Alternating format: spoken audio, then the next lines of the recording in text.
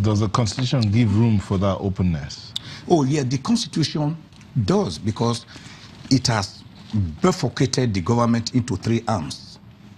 The legislature under Section 4, the executive under Section 5, and the judiciary under Section 6, in what we call the doctrine of separation of powers, which was propounded by great philosophers of yore, people like Montesquieu, particularly, popularized by Baron de Montesquieu in 1748, a great French philosopher, that each arm of government must be within its sphere, but they must cooperate and counterbalance each other. But what we are seeing is that the executive that controls the arms and ammunition, the entire security apparatus, acts in terror of the other weaker arms of government, particularly the judiciary and the legislature. I'll come back to I therefore feel that it has not been open enough. The Freedom of Information Act is being breached. Okay. More I'll come back to you than in observance. I'll come back to you to ask if that intolerance of the executive to the judiciary is what hinders accountability to the citizens. I'll come back to you. Mr. Ogumadu. Yes. By the Constitution, I mean, you guys are the lawyers, so this is like what you live by. So by the Constitution, is there a guarantee of openness between the government and the governed? Section 14(2)(b) of the Constitution of the Federal Republic of Nigeria, 1999, as amended, speaks directly to this question and emphasizes that the real power, the sovereign power, belongs to the people, and that it is these people that bequeath that same power to the Constitution, from where government itself derives the power that it exercises, literally speaking, on behalf of those people. Or should we say now, it should belong to the people? Well, I'm coming to that because it needs to be put in context. And that is precisely where I align my thoughts with Leonard Silk. However, if it is not a progress or a process, we won't be here.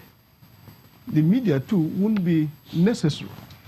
The point I make, therefore, is that there is a conscious realization that whereas the Constitution and other legal instruments defines what it should be, in reality, it is a permanent, constant contest between that which ought to be and that which it is.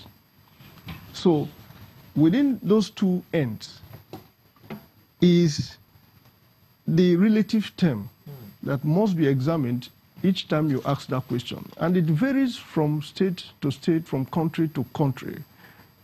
And this is where you have citizen participation, the civil society largely, to complement and drive and bring to friction some of these aspirations of the people he loftily talked about, who have dreamt, philosophized, and envisaged the ideal situation that must necessarily guarantee peaceful coexistence.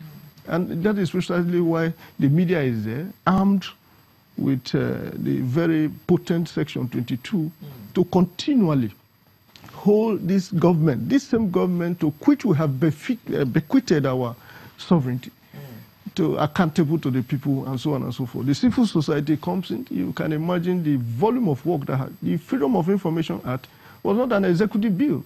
It was not. It was a bill. How effective has it been? Oh, well, that is the progress I talk about. Before then, where were we? Now, how much progress are we making? In examining that is to be able to come out with this relative term that I talk about. Okay, Nara, I want to believe that the FOI was passed as a result of the aspirations of the people for open governance. The FOI bill was passed. How much is it helping in this open governance we're talking about? Okay, for me, I think that we need to recognize that as a people, opaqueness seems to be a tool. I mean, go from, government to our traditional institutions. Just recently, there was in the news that in Ikorodu, they were going to do certain things and nobody should come out. And what do they want to do? I don't know. I don't know if you do. So opaqueness is, it's typical of us.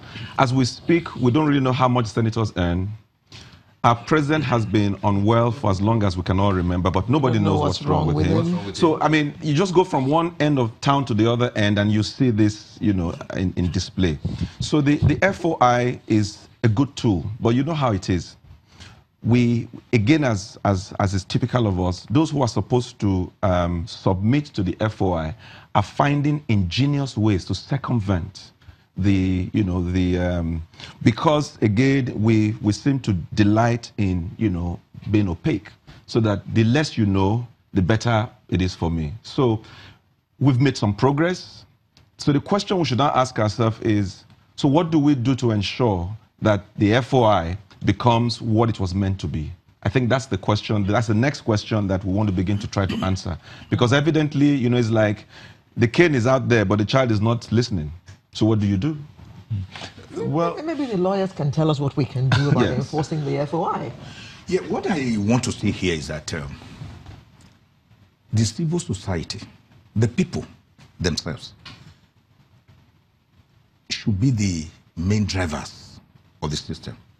It was Leonard Hand who once said, the only price we have to pay for our liberty is vigilance.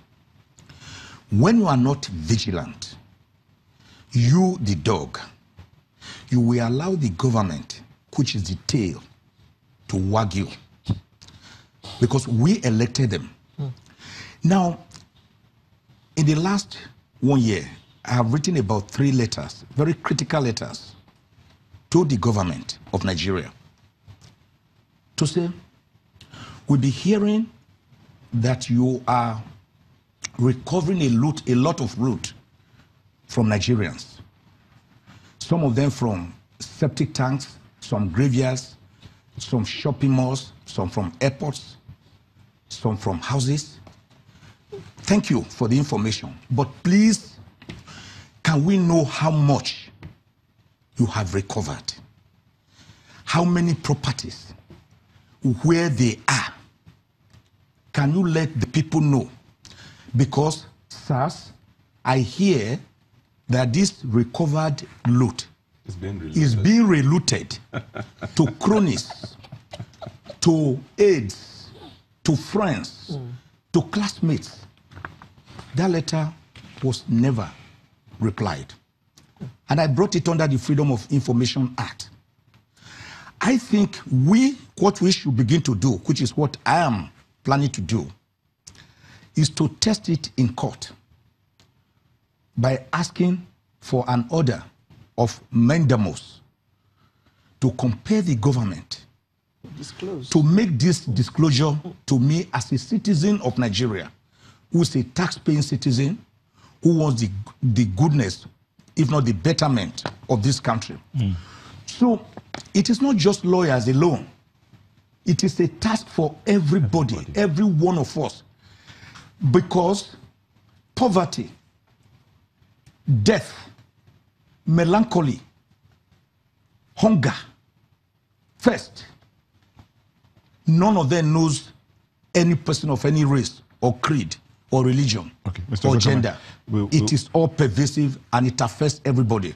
So it's like you throw a stone in the marketplace, you will not know who it will hit. It could be your dad, your mom, your brother, your sister, your uncle, your auntie. Okay, we'll take a short break. When we come back, we were talking about taxes, and a viewer sent us a letter he got from the UK. He lives in the UK. He sent us a letter he got from the UK government showing how his taxes are broken down, how they are contributing to the different segments of society. We'll look at that tweet and that slide when we come back from this break. Don't go away.